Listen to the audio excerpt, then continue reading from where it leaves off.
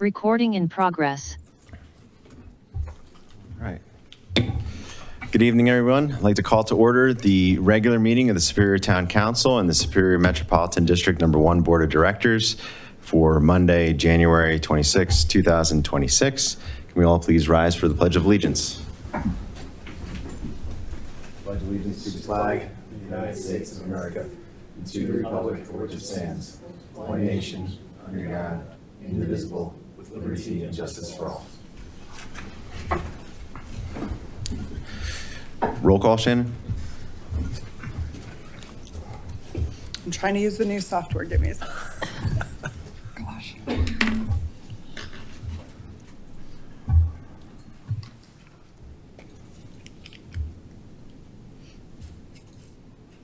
Okay, it's not going to work. Mayor Mark Lasis. Here. Mayor Pro Tem Jason Serbu. Here.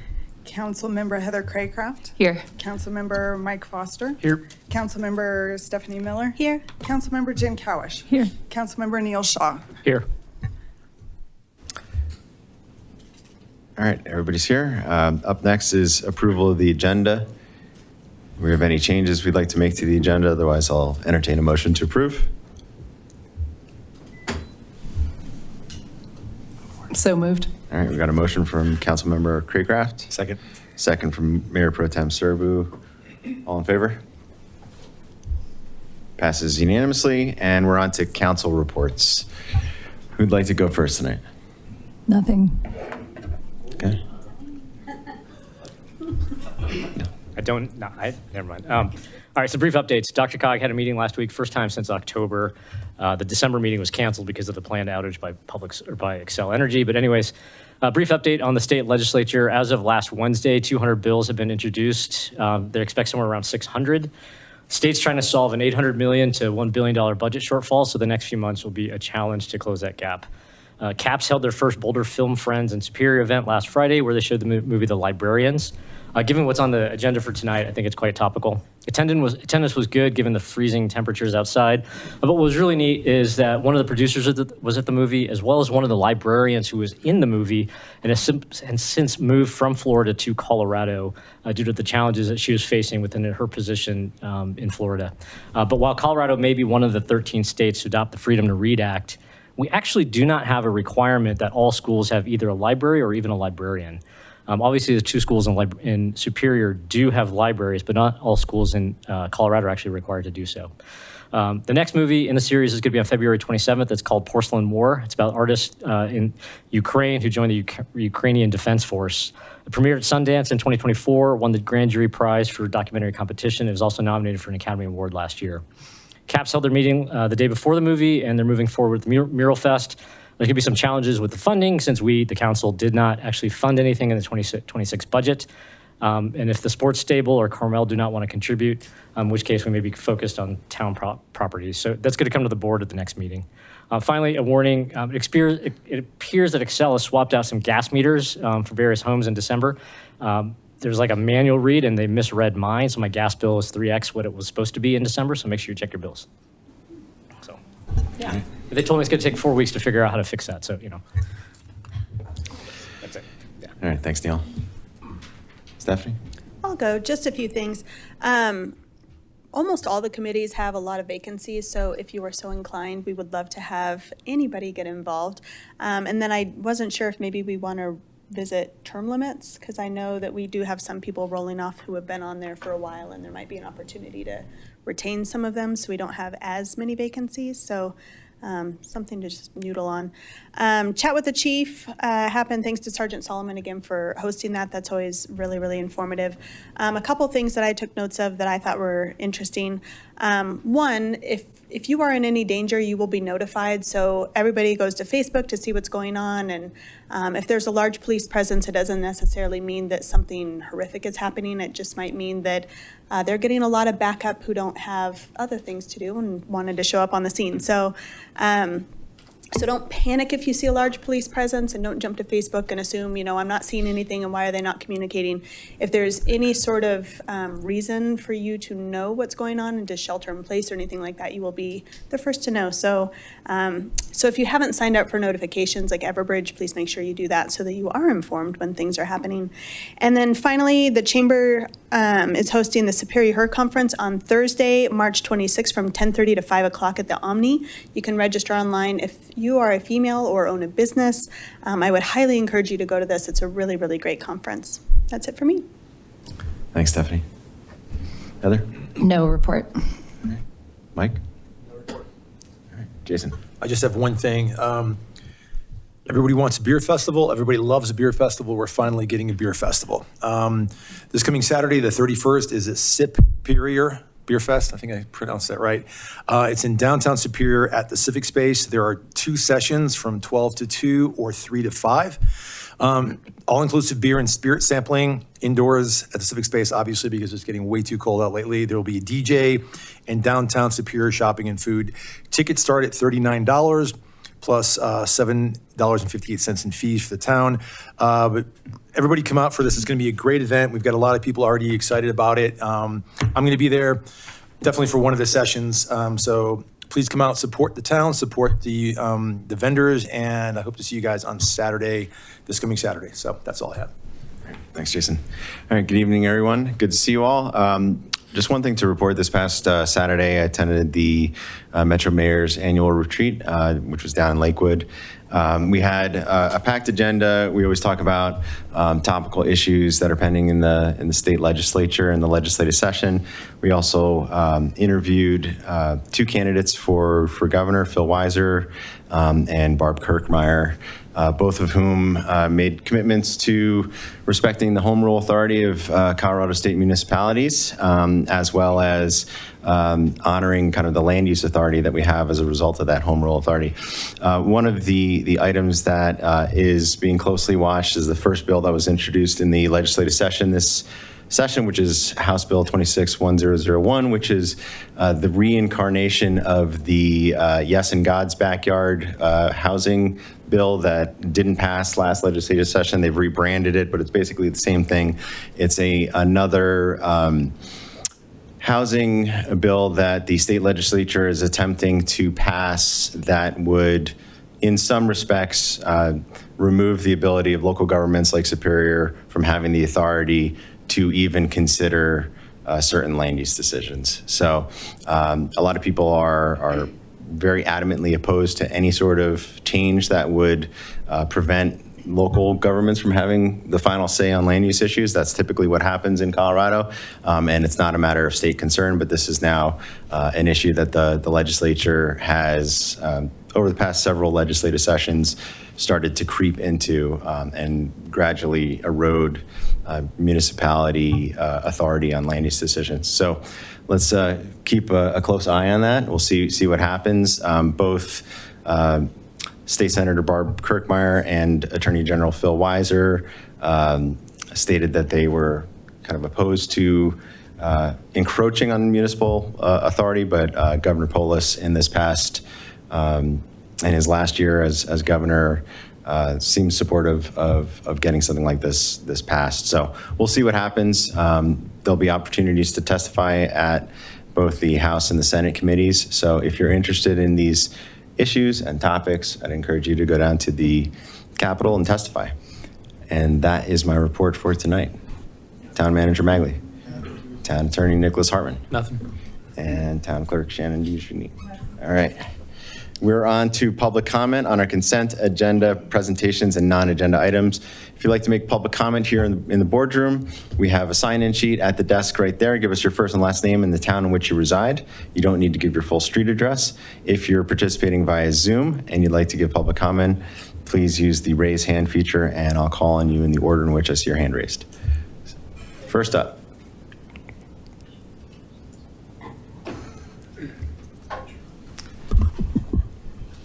Hi, I wanted to talk about the Louisville Public Library since we are having a presentation tonight. My name is Carol Burkett. I live at 2059 LaSalle Street, and I am the Superior alternate to the Louisville Library Board. I'm a very avid library user. I borrow over 100 books a year, mainly ebooks and audiobooks because I hate the physical have to go get them and have to take them back thing. I love this zapping away in the computer. Many of the books that I borrow are new high demand items that I'm able to access. I use many of the research databases at the library, including Consumer Reports. We just had to get a new stove.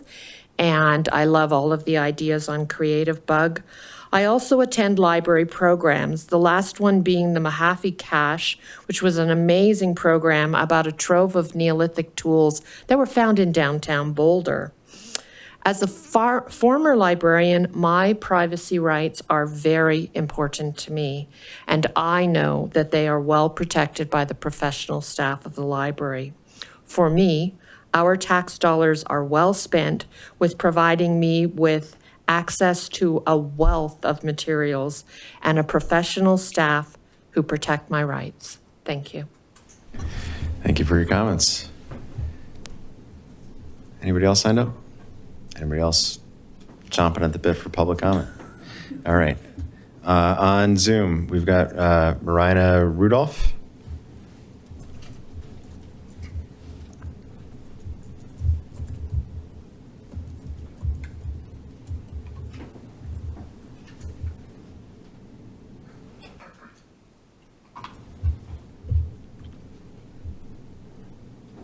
Hi, this is Marina Rudolph. Can you hear me? Yes, we can. Hi, thank you. Sorry, I just got off the treadmill, so anyhow. I noticed on the agenda that you will be discussing changes to plan developments. I suspect this may be due to the Superior Marketplace illuminated lights on Sycamore. If it's not, that's fine. I still want to address the illuminated lights on Sycamore. We've lived here, this will be our 10th year in November. The entire time we were assured there would be no illuminated lights on Sycamore, no business lights. A few have popped up over the years. I've reached out to the code enforcement or planning department. They quickly took care of it and turned those lights off. Since Waxing the City has moved in, their lights have been on continuously. They're extremely large signs. They're extremely bright white. And they shine right into my house, right into my dining room. I had reached out to all of you to let you know about it. I've done code enforcement numerous times. And then I reached out to the owner. She was absolutely lovely. She said she would talk to all the powers that be to see what she could change, but she spent $18,000 on that light and they really wanted to keep it. I feel terrible for them that they have gone through this, even though the PD says they cannot have illuminated lights on Sycamore. So she and I agreed that she would start turning the light off at 5:30 in the evening, which was wonderful. I said, that's fine. I can work with that. Well, that's changed. The lights are back on well over 6 p.m. For Christmas dinner. Sitting with my family, have a lovely decorated table, the windows open, and I sit in the chair across from my husband. Right over his shoulder is Waxing the City. It's disturbing to our peace. It is not great for if we ever choose to sell this home, it's gonna hit the value of our home because these huge lights are shining right into our home. So the PD says no illuminated lights. I certainly hope you hold to that and make some changes over there. I feel terrible for those that purchased the sign, but I feel like we really need to stick to how the plan development was written, and it makes our neighborhood nice, and the lights do not make it nice. So thank you so much. Thank you for your comments. All right, anybody else on Zoom like to give public comment? All right, seeing none, public comment is closed. And we are moving on to our presentation section of the evening. And tonight we have a presentation on the Louisville Library. Thanks, Mayor. Yeah, Brandy Cummings, who's the Director of Cultural Services for the City of Louisville, is here to give us an update on library services. Welcome. Thank you. Just make sure.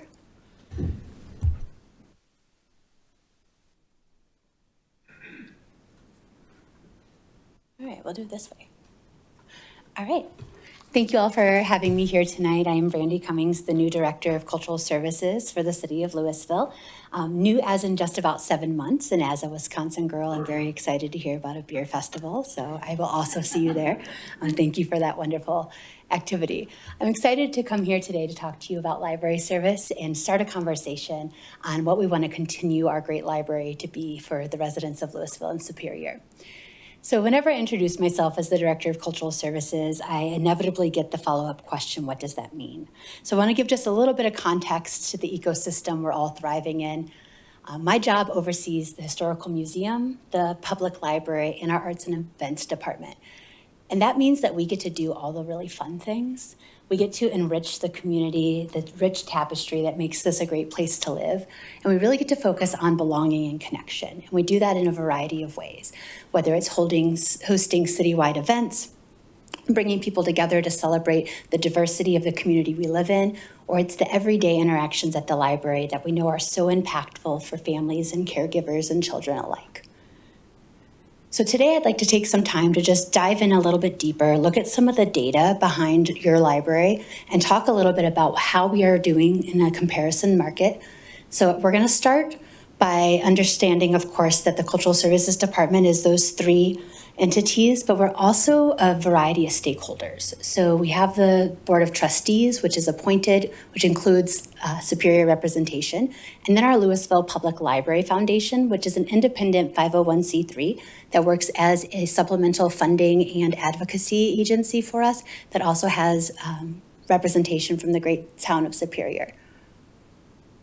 So taking a look at some 2024 data, and I just want to preface this, that 2025 just ended. Libraries across the state are working on their annual reports, so we'll have fresh data for you to look at very soon. But jumping back to 2024, you'll see some standout numbers here. Our service area population for this library includes both Louisville and Superior at about 32,000 residents. Our library card holders as a percentage of population is about 118%. Our expenditures per capita, $58.40, and our circulation per capita, $58.77. Visits per capita, 6.75 visits per person. But looking at this in context paints a really important story. Looking at our peer data, so again, libraries with similar service areas across the state of Colorado, you'll see that when you compare Louisville and Superior's libraries to similar communities, you can see our circ per capita is dramatically higher. This tells us 2 important things. First, people here are deeply engaged with library services. Our expenditure per capita are very much in line with peer communities, and in some cases lower, even though our usage is significantly higher, which indicates the second thing, that our collection and staffing are being used very extensively. We're running a very efficient organization and working at very high capacity. And that's in part because we don't do it alone. As you learned as you were exploring library services, we belong to a part of a consortia called the Marmot Library Network. So Marmot serves libraries on the Front Range and on the Western Slope. And inside of Marmot are 2 smaller mini consortias. MLN1, which is mostly Western Slopes and any new libraries joining Marmot, and MLN2, which is where we live. And that is with Boulder, Lafayette, Longmont, Loveland, Broomfield, ourselves, and Westminster for digital resources. Behind the scenes, libraries rely on shared technology systems for catalogs, cybersecurity, and resource sharing, but also because library data, as you heard earlier today, is special, privileged, and protected data. There's a lot of technical considerations that we look at for hosting and how we can protect that data across for all of our residents. These systems allow residents to borrow materials across communities and keep costs lower than if we were all doing this independently. Taking a little bit of a look at that MLN2, that micro consortia, You can see that while our operating budget is modest compared to neighboring communities, our usage remains very high. We're operating efficiently, but it also means that there's little excess capacity when demand grows, either due to population or interest, or if staffing is impacted. We also know that economies of scale are the best way to ensure that all of our residents have the most access possible. Every public library in the state of Colorado belongs to CLIC, the Colorado Library Consortia, which helps with things like logistics of delivery, getting materials from one library to another, and also resource sharing. Prospector connects us to our academic libraries, deepening our research abilities and capacity for answering those questions. And then the Front Range Downloadable Library is a term that might not seem familiar to you, but you may better know it as Overdrive or Libby. So ebooks, e-audiobooks, some of those digital resources. This is a special micro consortia inside of MLN2, inside of Marmot, that includes our regional partners here in Westminster. Any other library joining Marmot would join MLN1's digital library, so their access to Overdrive and Libby, which is about 40% of what we currently offer in the Front Range Downloadable Library. So looking at our peers in MLN2, you'll notice the number of items in the collection varies. Obviously, it's hard to be the big guy in the room when we're sharing with Boulder, right? They have many more locations, a much larger budget. But you'll see that across the board, we are offering, again, modest resources with very high usage. And this speaks to the skill and dedication of our team to not only curate a collection that is of high interest and high impact, but also ensuring that the materials that are on our shelves are what our community members are looking for. You'll also see meeting room use. I didn't want to give you a whole separate slide for one stat, so excuse me for squeezing it in here. But meeting room use is a key indicator of how libraries function as community gathering spaces. Louisville shows extremely high room usage, which reflects demand for accessible public spaces, something I'm sure you experience with your own community center. People are looking for that neighborhood living room, a space to gather, host meetings, support nonprofits, grow burgeoning businesses, or just connect with their neighbors. And I'm happy to share that in 2024, we had over 6,000 meeting room uses. So drilling in a little bit deeper and jumping to 2025, a little time travel in our presentation today. Let's take a look at our budget. So our total operating budget is $2,174,000 and change. I'm going to round up for the sake of brevity. Our budget breakdown, we see that 76% of that funding comes from the city of Louisville. Approximately 21% of the funding comes from the town of Superior. 0.5% of the funding comes from a state grant that is provided to all libraries across the state of Colorado. That number does vary year to year. So moving into 26, that number is different than this number here. And then our foundation grant, which is again that independent 501c3 that we work closely with for advocacy and fundraising, provided in 2025 $56,000 worth of funding. So right now we're working on what that grant looks like for this year, but I'm excited for those conversations to continue. You'll also see that taking care of space costs a considerable amount of money. In 2025, we had about $909,000 worth of capital costs, with the bulk of that being in our capital improvement projects. These funds go to maintaining our technology and including an RFP we're just finishing up for replacing our automated material handler, which helps us to provide a better workplace environment, but also more efficient processing of materials as they come in and out of the building. What you don't see reflected here is central costs. So while the library is a division inside of a department, inside of a larger city organization, we don't have our own HR, finance, or IT. So those costs aren't attributed to this budget, but are very real costs to our residents. When we look at the team, we can see that we have 32 positions at the public library. 10 of those are full-time, 21 part-time, with most of those positions being 20 hours a week.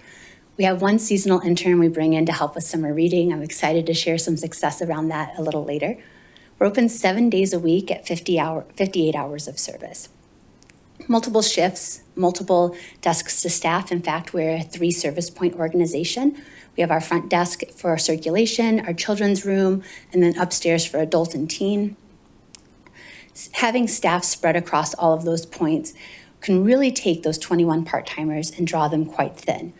We, again, try to be as efficient as possible, but recognize our capacity for additional programs or additional services is limited by our ability to provide more staffing. You'll see that we also rely pretty heavily on volunteer support. So in 2025, we had 1,595 volunteer sessions. This includes things like tech help, where people can come in and make appointments to receive help navigating databases, computers, applications, and over 2,200 hours of support. This includes material processing, getting items onto the shelf for our community members and ready to go for all of our collection spaces. So looking at 2025, we had over 276,000 total visits to the library, including both Louisville and Superior's Community Center. We also know that these numbers aren't all encompassing. So the Louisville Public Library had a construction project this year, which had swaths of time where the public weren't able to come into the building. We had some issues with signage at the community center that we figured out, got it moved to the right space, so we were counting everyone correctly. But what this does tell us is that if every person in our community used the library this year, that would be like every person in Superior and Louisville visited the library 8 times. We know not every person has visited the library in the last year. So these numbers show, again, that really high interest, high engagement that we're excited to see. Of the 276,000, we issued 44,000 new library cards this year, which I think speaks to the continued growth in our communities. When we look at checkouts, we had just over 456,000 items checked out this year, and that's physical items alone. And we had over 108,000 digital downloads and over 32,000 unique digital visitors. And so again, that number is quite impressive when we think about our service area. But one of the things that's important to remember when we looked at that card holder by percentage of population is part of our IGA allows us access to those regional libraries. The state of Colorado believes that any municipality who provides public library service, either through their own library or through an agreement like ours, means that your residents should get to go to any library in Colorado and receive public library service. So 32,000 probably isn't reflective, again, of every resident in Louisville and Superior accessing ebooks, but we do have 32,000 unique digital visits to our resources. So again, we're looking at pretty high demand, 14 average physical checkouts, 3 average digital checkouts per person, which reflects ongoing engagement rather than just occasional usage. I know in previous conversations, we had some curiosities around how digital lending works, and I promise not to read you these slides verbatim, and we could definitely dive into a much deeper session on digital lending. I'm happy to have that conversation, especially at the beer festival. Happy to talk about it. But digital lending works a lot like physical book lending. Patrons borrow items, they read them, and then they return without having to worry about due dates. But unlike traditional downloads that we might use as a consumer, libraries don't give the users a copy. Instead, we license it for a borrowing period. That borrowing period can be determined by the publisher, and it can vary quite differently, item to item, publisher to publisher, topic to topic. These licenses are also often 3 to 5 times the cost of what a general consumer might pay. So you might be able to find an ebook on Audible for $16.95, while your library might be paying $125 for that. Then we face the added struggle of only one person at a time can use it, even though it's not a tangible item. And after so many uses or a certain time frame, we're required to repurchase the item. So digital lending is still kind of a wild west for all of us. And it may seem weird that a digital book can run out, but we have to invest very cautiously and very carefully in these products.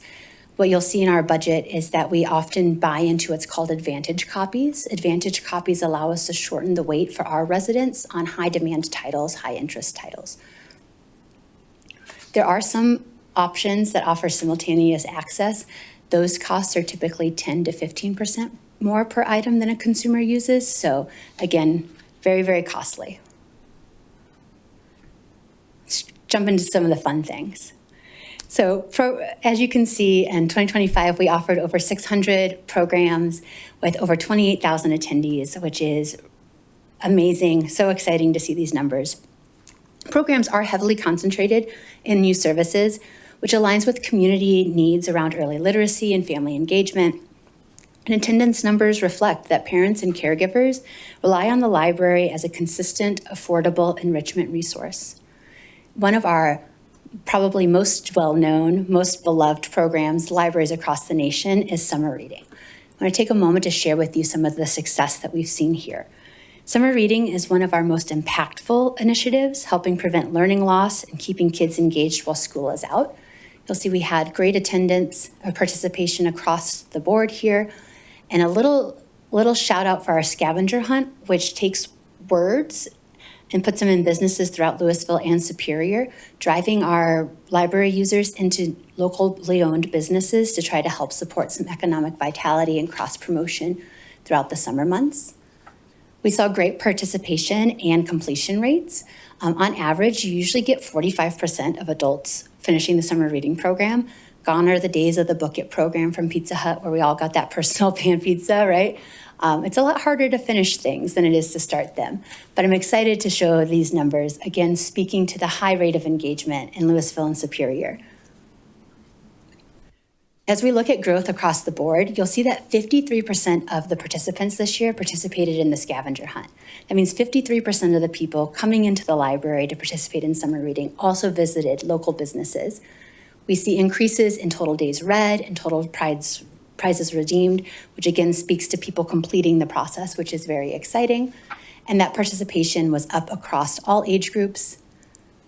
Perhaps one of the best metrics that we have to celebrate today is the Carnival, the Summer Reading Carnival, which is a huge family-friendly, all-ages event that celebrates literacy, the joy of independent, self-directed learning, which is what libraries get to do best. We saw 25% growth in the attendance this year, which again, I think speaks to the work of the team to provide high-quality, high-interest programming and engagement points to speak to a wide variety of audiences.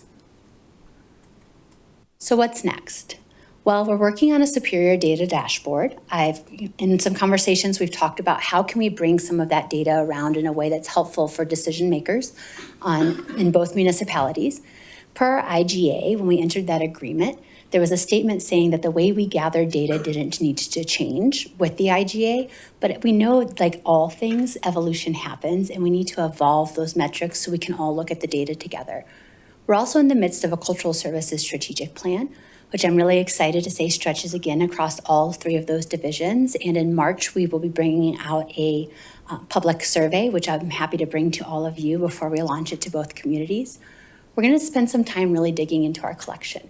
While we see that our CERC numbers are high, those interest numbers are high, we want to ensure that we're making the best investments with the opportunities that we have.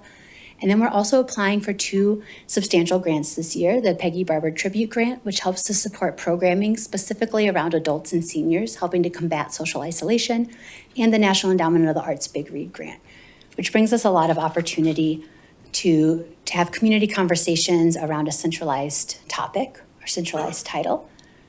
And of course, there'll be more library joy. This is the best part of what we do, right? Getting to watch young faces light up with curiosity, possibility, and wonder. So I want to thank you all for your continued investment in library services, your continued support, and especially in this time of our society together. I agree the showing of the librarians is very timely. Working in public libraries for almost 2 decades now, it is quite a wild ride, but it is a wonderful service to get to provide, and I'm honored to get to do it for Louisville and Superior. I'm happy to answer any questions anyone might have. Thank you for the presentation, Brandy. Open it up for questions from council. I got a quick one. And one of the things that confuses me about like public libraries is how some of them offer some services, some don't offer, especially when it comes to electronic media. Because the Boulder, and I don't know if it's a Boulder Library, Boulder Consortium, or whatever, has Hoopla, but then Louisville Library doesn't, and other libraries do. And I know it's expensive, but walk me a little bit through kind of what that would cost incrementally. I mean, I know you don't have numbers, but like how you make that decision in terms of, looking at all the different digital tools that are out there versus, and the fact that anybody in Superior can get a library card anywhere. So I just drove over to Boulder, got a Boulder library card, and have a Hoopla access, and that way it's not taxing the residents here, it's taxing Boulder. But curious how you try to evaluate that. Yeah, and I think that that's a really great point, that the fact that you can go to Boulder and get that library card because of this IGA, right? That IGA affords more than just the physical collections at Louisville or at Superior. It offers up the opportunity for you to go there and do that because we're in those municipal agreements, which is part of the state sharing system. So how we evaluate those systems and services is really on what we can invest into it. So Overdrive and Libby, because they are a much larger scale, they're shared across more municipalities, we're able to do a better economy of scale. Hoopla specifically, my last library, we actually left Hoopla in 2025 because the costs went up 400% last year. Yeah, and I'm talking, we were probably investing $225,000 in our Hoopla collection, and there's unfettered access to AI-related content. And one of the things that my previous library had a pretty strict policy on is that we wanted anything that was AI-generated to be identified, because as people who are concerned about information literacy, concerned about making sure that things are as accurate and safely consumed as possible, we want everyone to be able to make the choice to consume what they're consuming, but to have the right to know, like, this might be AI-generated. Hoopla at that time wasn't offering it, but they're starting to look into those initiatives now. So again, some of it's price, some of it's also what's available. Because Hoopla is multiple people can use the licenses at one time, they also work with publishers who are more willing to cut them a deal. So it doesn't necessarily guarantee diversity of viewpoint or content. So there's a lot of considerations that go into it, and we're always looking at ways to grow it. The consortia really helps us do that with our modest budget. No, I appreciate that. Thank you. Of course, yeah. Brandy, I've got a quick question on, you mentioned security of information. Could you give us more of in-depth understanding of what that means for the Louisville Library, which is a public institution, versus privatized entities that would utilize, and how does each one utilize such data? Yeah, absolutely. So public library information is protected information. This actually goes back to the Patriot Act, which is always a funny thing to bring up as a public librarian. I'm like, yeah, the Patriot Act. Librarians hit the streets and refuse to give up your borrowing lists, because we believe that you have the right to information, you have the freedom to choose what to read, and it is not our business or the government's business what it is you're accessing. So whether you're checking out, 100 titles on speedboats, or you're learning how to be a French baker, that is yours and yours alone, and that shouldn't be given away. So after the Patriot Act was enacted, nationally, libraries took on a different stance on privacy, and so we don't keep track of what you read. You have the option to turn it on into your own record if you want to keep a list, but that's because we don't want to be able to disclose it if we're compelled to. So there are some areas that we might be compelled to. It does take a warrant, it does take a judge to sign off on it for us to give over that information. That also includes how you use the library. So if you come into our library and use a computer, we aren't going to tell people you're coming in to use the computer. If you come into the library to check out a book on how to deal with divorce, we aren't going to be able to tell your spouse that you came in to check out a book on how to deal with divorce. Private companies that work in library services aren't bound to the same professional ethics as we are. They don't prescribe to the importance of privacy. Because we're not looking to make a profit off of that information, there's no reason for us to data mine our customers and turn that over to advertisers or other businesses who might find interest in that information. Excellent. Thank you for clearing that up. Yes, of course. Mike, did you have a question? Brandy, thank you so much for the presentation. I really appreciated all the numbers that you shared with us. I thought it was really helpful and gave me a much better understanding of what's going on within the library system. I was taking a couple of notes and I missed probably a couple of key points that you mentioned when you were saying you're developing a superior data dashboard. Can you just maybe repeat what you said for me so I can capture those notes, please? Thank Absolutely. So we're working on a superior data dashboard, which will help us share with you how the residents of Superior are using the library. So you might actually hear from the residents what could probably feel like a pinch point. One, if they're using our meeting rooms, now they're getting asked what municipality they live in, so we can track that data. If they're signing up for a program, they're being asked what municipality they live in so that we can track that data, because those are things that we don't have quantitative data for. So we've been doing that for the last quarter. I hope to have that sort of built out soon. We're excited to share that while there are 7,255 Superior residents who choose the Louisville Public Library as their home library, there's actually 9,993 Superior residents with library cards in MLN2. So that means people are also going to Boulder, they're also going to Broomfield, they're also going to Lafayette to see those library services. And so that's nearly 10,000 people in this community are highly invested in the library. So we're just trying to figure out how we can better snapshot that. So as we're continuing to make data-backed decisions, we have numbers to pull on as well as the qualitative. Great, thank you, I Yeah, of appreciate course. that. And then my last question, you'd mentioned the digital lending costs are 3 to 5 times what it would cost to purchase.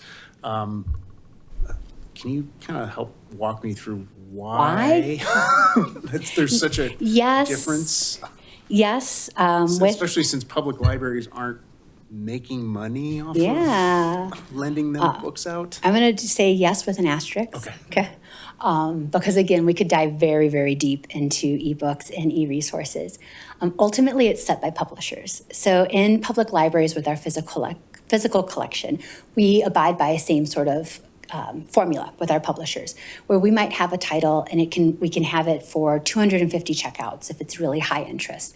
And then the publisher asks us as a good faith measure to buy another copy. By 250 checkouts, it's usually a little grubby, which is a technical term in library world. The binding comes loose, you're missing a couple pages, it's been dropped in the bathtub a couple times. So we invest in another copy. When ebooks took off, the publishers were looking for the same sort of formula to help ensure that their talent was being paid, but also that their businesses were continuing to profit off of this use. The easiest way for them to do that is to charge higher costs for libraries as institutions to use them, and also to set more restrictive lending limits or license agreements. So there's some legislation that's been happening or working to happen on the national level. I've been working with some peers at the American Library Association for maybe the last 3 years to help bring forward some of these thoughts, because really we just need more regulation. We haven't caught up with the technology yet. And so the why, profit. Yeah. The real why, I'll see you at Superior Fest. Gotcha. Great, thank you. I appreciate that. I'm going to plug it all the time. Yeah, I'm here for it. Additional questions? I've got a couple questions. First off, thank you for the presentation. I really appreciate and value the partnership that we have with the Louisville Library.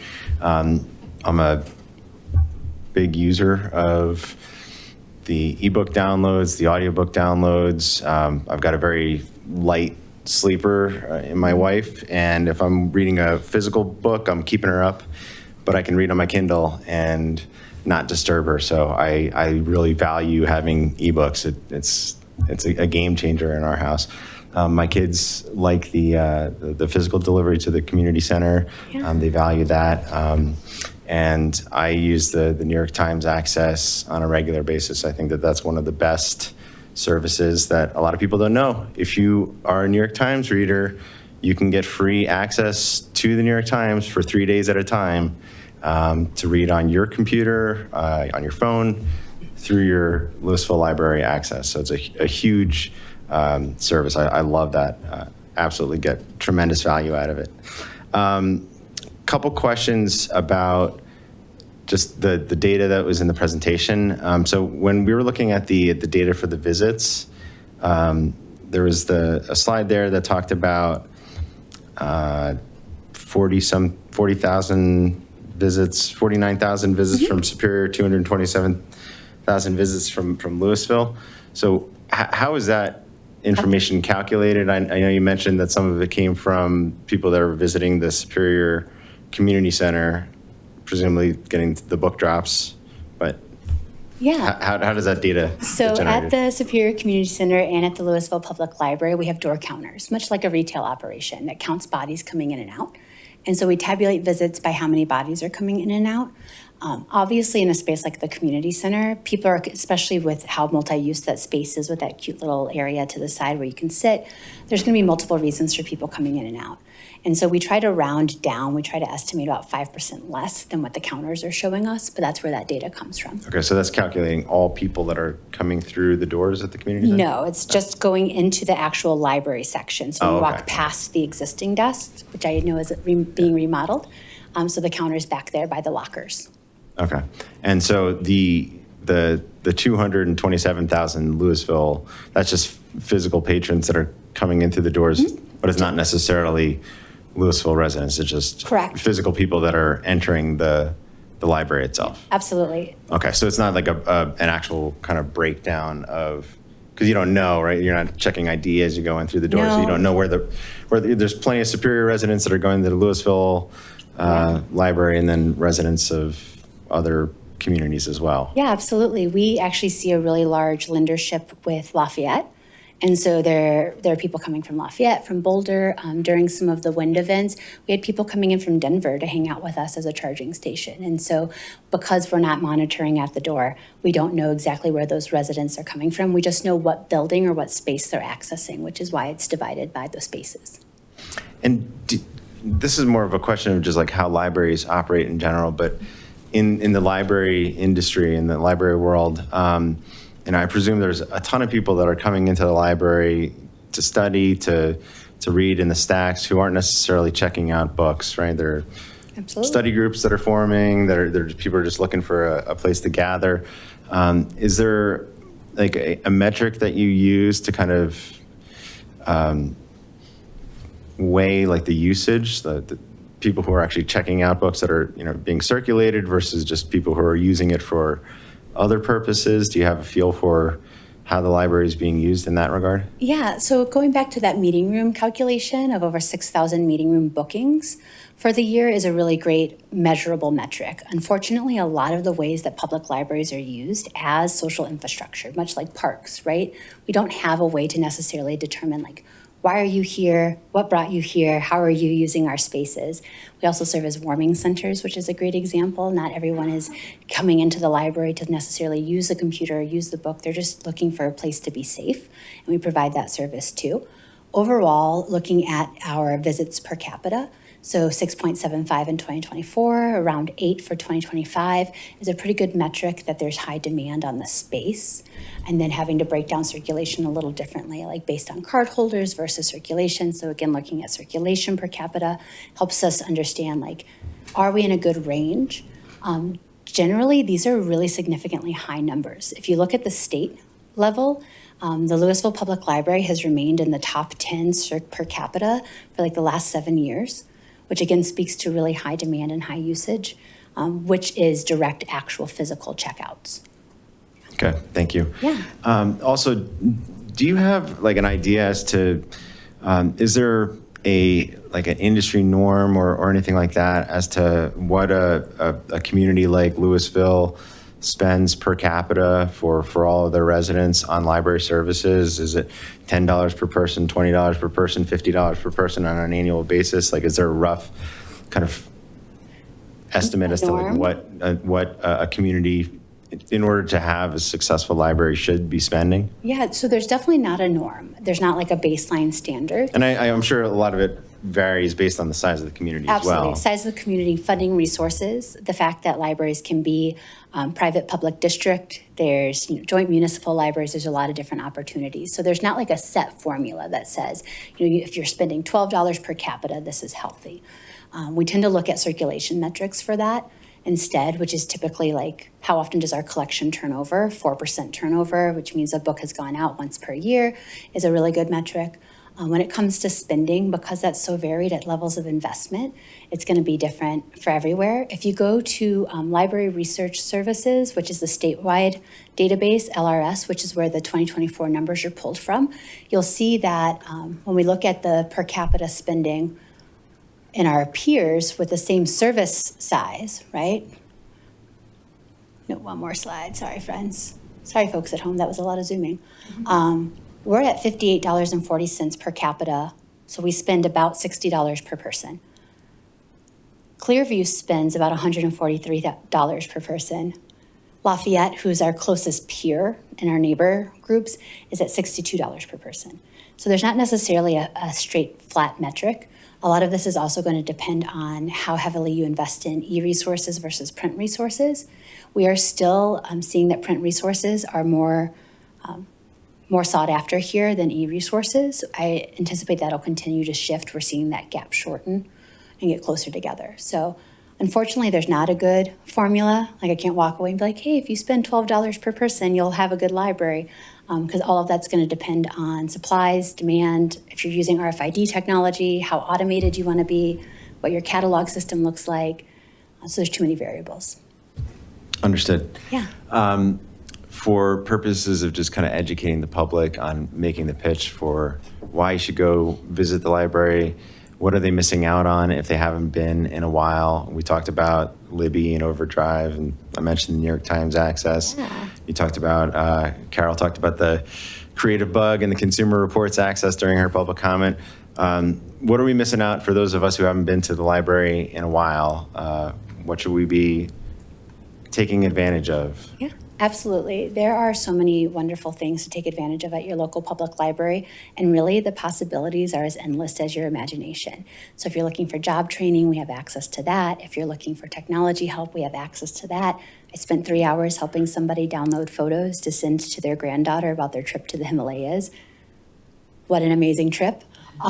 Really fun, but you're missing out on connection. You're missing out on the full vibrancy of your community. The public library is bringing in programs about open space, about culture, about music, about arts. We're talking about current events. We're talking about the community we want to build, and we need everyone to show up to help make sure that everyone's well represented. So the number one thing I push for public libraries is belonging. We know that what makes our community special are the people we get to share them with, our neighbors, our friends, the people we run into at the grocery store. And you get that at the public library because we're open for everyone. It doesn't matter your economic standing. It doesn't matter your job. It doesn't matter where you live. You are free and welcome here, and we want to see your face. So belonging is always the best thing. And if somebody's looking to get more informed, what's the best thing for them to do? Just show up and ask a librarian for Show up and a check tour? it out. Yeah, absolutely. We're always happy to give tours. There's lots of information on the website, louisville-library.org, but we're always happy to walk people through and show them the expansiveness, whether they're looking for a meeting room to study or to build a board game. There was a group of teens building a board game the other day that was really cool. I'm excited to see what that looks like when it's finished. Or if you're looking for a place to help get your nonprofit off the ground, we're here to help. We're here to connect you to the experts. We aren't always the experts, but we're really good at being a hub. Excellent. Additional questions? Just one thing that, to dovetail off Mark's question, that I was unaware of until a resident brought it up, but we've got a number of really great celestial events happening this year, and I didn't realize you could check out things like telescopes. So Yes. can you maybe name a few things like that? Because I didn't realize until a resident brought it to my attention that equipment is also something you can rent from the library, Yeah. and that might be helpful for people to know about. Absolutely. Thank you so much. So we have a Library of Things collection, which includes some technology like telescopes. There's also some kitchen utensils. There's some really fun like science, technology, engineering, arts, math kits for families, storytime kits to help caregivers engage in early literacy practices, and it walks you through kind of the science behind how we do a storytime. Storytime's so much more than bubbles and singing, but we make it really easy for you to take home. We also have a hotspot loaning program, which is really popular with some of our Superior residents, where you can borrow a mobile hotspot from us to get free internet access to make sure that we're bridging that digital divide. We also do home delivery service. So for patrons who are unable to get into the public library, whether it's due to health reasons or other reasons, we're able to bring some of those resources to you. Because again, the public library belongs to all of us, and it's our goal to make sure that we can make it as accessible as possible, including really cool things like telescopes. Yeah. And sewing machines. I'm trying to grow that with snowshoes this year, but there's not enough snow. No one's believing me we need them. So, thank you. I was just looking at the circulation for the library things. There's a microscope, a sewing machine, a Canon Rebel T5 camera, Colorado State Park passes. Yes, adventure passes to all sorts of zoos, botanical gardens, all free with your library card. An induction cooktop, a ghost hunting kit. I mean, pretty much everything that you could possibly want. And a GoPro. And a GoPro. So- You can film your ghost hunting. Start your own show. And you can get access to like almost every magazine through Libby. Yes. And don't forget, Consumer Reports is available through the library, the same way you get to New York Times, you get Consumer Reports. Yeah. A lot of library fans up here. Yeah. We love it. Yeah. We love it. All right. Any additional questions? Well, thank you, Brandy. We appreciate the presentation and the partnership, and let's continue to talk. And we look forward to hearing the additional information about the Superior reports that are going to be generated in 26. Excited to share that with all of you. All right. Thank you. Thank you. All right, we are moving right along to our consent agenda, which is item 4 on our agenda. At this time, I'll entertain a motion to approve. So moved. Got a motion to approve from Councilmember Foster. Second from Councilmember Miller. And let's do a roll call vote on this one, please. Councilmember Shaw, Yes. Councilmember Miller, Yes. Councilmember Cowish, Yes. Councilmember Foster, Yes. Councilmember Craycraft, Yes. Mayor Pro Tem Serbu, Yes. Mayor Lasis. Yes. Passes unanimously. Okay. Up next is our executive session of the evening. We've got. No problem. We've got three items tonight. We've got executive session to hold a conference with the town's attorney to receive legal advice and specific legal questions pursuant to Colorado Revised Statutes 24-6-4024B regarding the process for amending planned developments in town.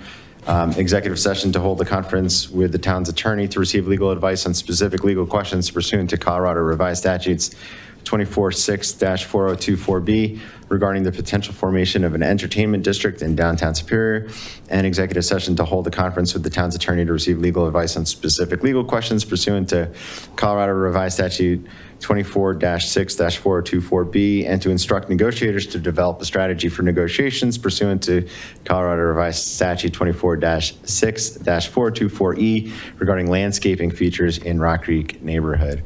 So I have a motion to enter executive session on those three topics. So moved. Got a motion from Councilmember Craycraft, Second. second from Councilmember Shaw. All those in favor? It's unanimous. Any opposed? Seeing none, we will be entering executive session, and I'll turn it over to Nick for his spiel. So since we have multiple topics tonight, we're going to have to do this 3 times. So now we're in executive session. So now you need to, and I'm so sorry, you need to reread the first topic. And then I will speak. All right. I was trying to be efficient. We haven't done You should have multiple stopped me. topics, I think ever since I've been here. Well, no, because you have to read them all. You have to do them all and then go into executive session and then go one by one. So you've right. done it right so far. It's just a lot. So, okay. This is executive session to hold a conference with the town's attorney to receive legal advice on specific legal questions pursuant to Colorado Revised Statute 24-6-424B regarding the process for amending planned developments in town. And as Superior Town Attorney, it's my opinion that this topic constitutes a privileged attorney-client privilege legal discussion and no further recording should be kept. All right.